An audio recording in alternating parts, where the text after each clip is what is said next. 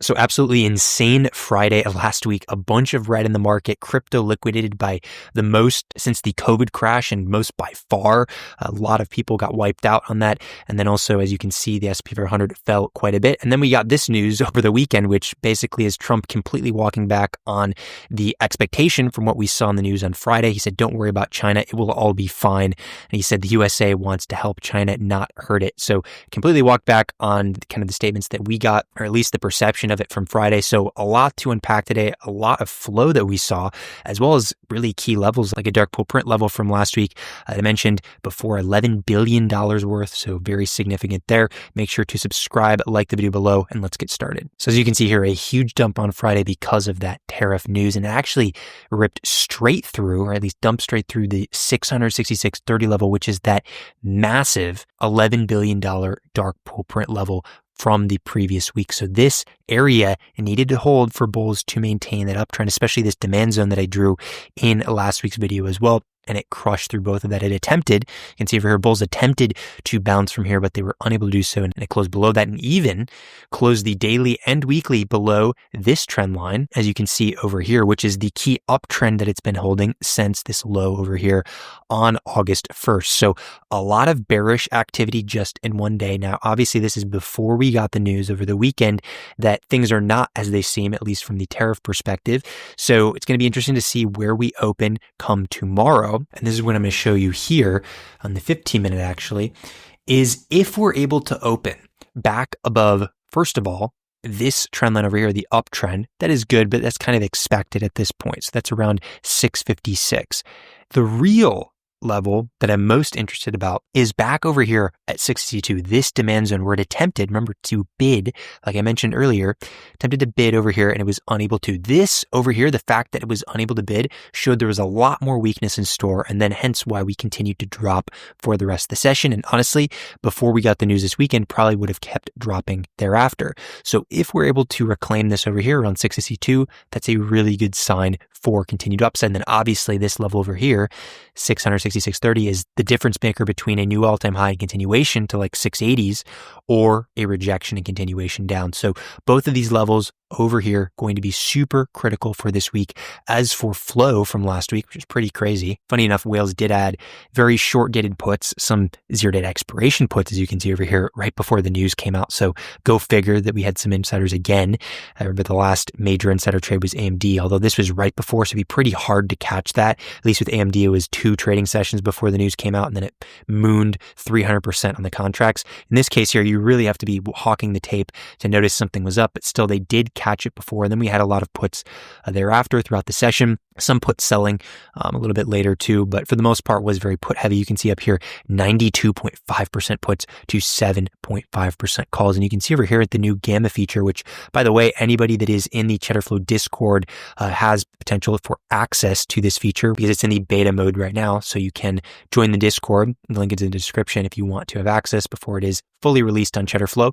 But there was a really thick put wall at the 655 level from last week. And that's started to abate just because a lot of those options did expire. But if I go to the X account, you can see that post from Cheddarflow over here, the massive $3.1 billion put wall. And this initially acted as a really nice support, which is what we've seen been one of the major use cases to this gamma feature on Cheddarflow that they've been working on for a while, is looking at these key put and call walls as intraday supports, potentially a swingable support level that you can base risk on. So this ended up being where we kind of had that magnifying effect throughout the day to eventually drop price all the way down to over here. It tested it, went a little bit under, then picked up a little bit after that. So this is super key level. Now that a lot of those options have expired, if I go back to the flow, we can see that the new key levels is obviously 650, but then the other one over here is 660. And this will change based on Monday a lot because you're probably going to see a lot of puts get added into the market. Also a lot of hedging, positioning, changing,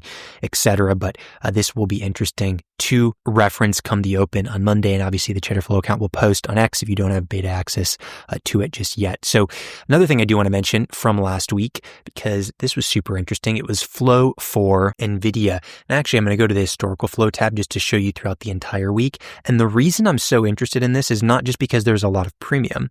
You can see here 75.4% calls to 24.6% puts. but mainly because obviously everything dropped on Friday. But what I like to do, especially when you have news that comes out of nowhere, at least seemingly it comes out of nowhere, is you look for a lot of the relative strength in terms of flow as well as price action right before that drop. Because if news comes out like we saw this weekend, where it kind of walks back on what was previously said, then typically these can be squeeze candidates, at least in the short term, for a lot more upside. Kind of a trick I've learned over the years. So some of the interesting flow we saw in this one early on in the week is just based on a premium basis. You can see some short dated ones like 2.2 million. For the Friday at the time expiration for the 190 call. And then also as I scroll down a little bit earlier on in the week, something like 6.7 million. This is a massive print even for NVIDIA. This one is in the money, but still a lot of premium behind that. And then some more green, just relatively green across the board on this one. If I scroll down some more, you can see over here, 4 million for the November 21st. This one's out the money, 195. Also over here, pretty shorter dated, 1017 for the 1.8 million worth of premium. Also just a little bit in the money on that. And if I go to the flow overview, you can see from all of last week, it was very heavy in terms of NVIDIA call premium is $511 million worth. To get over 500 million, guys, is very difficult. The fact NVIDIA did this, super impressive. It actually surpassed AMD coming off of its ginormous move from the news it had earlier in the week, and also was more than the bearish flow on Tesla. So a lot of premium going behind this. And again, this is super interesting to me because yes, everything dropped, but if you go to the chart over here, they were buying throughout the entire week at these prices for the most part. Price right now is not that far away from where it is, especially for something like a November and also that January call print that have a lot of size behind them.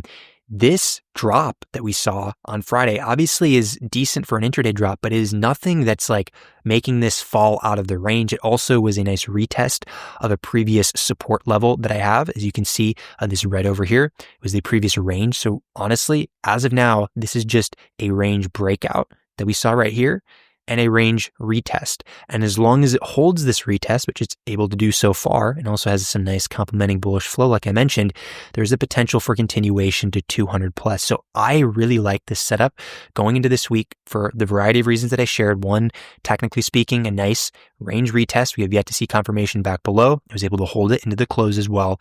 And we also had a ton of bullish flow going into Friday before the news came out. That kind of shook things up, but still it is in this range over here that it's created. As long as it holds there and holds above the previous range, that is a good sign for continuation. Again, your risk in this case is about 180, 290. This is not a bad setup, guys. Especially because a lot of other things, like for example, I think Apple fell a bunch on Friday, as you can see here, and went all the way back to 240s, the low 240s actually. And this is a range breakdown actually. So we can see here, if I just use the horizontal line, we can see this is a previous range between both of these. And actually I could draw this down a bit lower. You can see it was range bound throughout this entire time, kind of like a coiling spring building up momentum, energy rather. And then we broke down aggressively through it and then it closed below. This is not what you want to see. This one doesn't have complementing bullish flow and it broke down from a key range, which honestly that makes all of this up here distribution.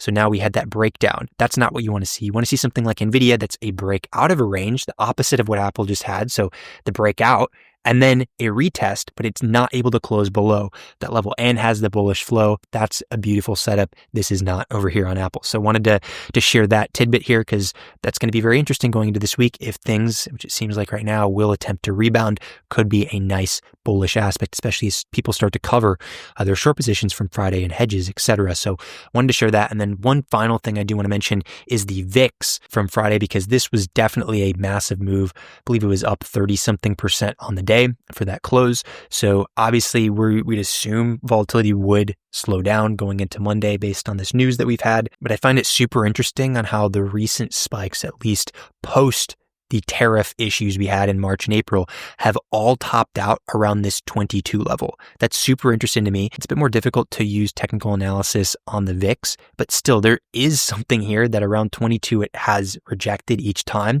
So going forward, I'm going to leave this line in a different chart of mine and have an alert on it, because we know that if this, for whatever reason, is able to break above and hold above, that's the key thing, hold above this 22 level, we're in store for a lot more volatility. But until then, it's going to stay down, going to stay relatively stagnant, all things considered, because you can see here it's rejected 4 hard times off of this level. So super interesting. And then actually one final thing I'll mention is Bitcoin, just because that dropped like a rock on Friday. And as you guys know, I am bullish on Bitcoin. We did have a pretty large liquidation candle over here, the largest it's ever had in all of crypto. So that was pretty insane by a long shot, by the way.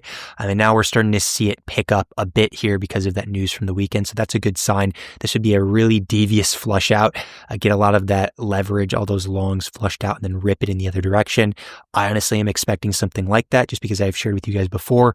This is a beautiful setup across the board. You're looking at a nice inverse head and shoulder, as you can see here. And then we had a breakout of that. Now it's just retesting the neckline. This is the neckline here of the inverse head and shoulder.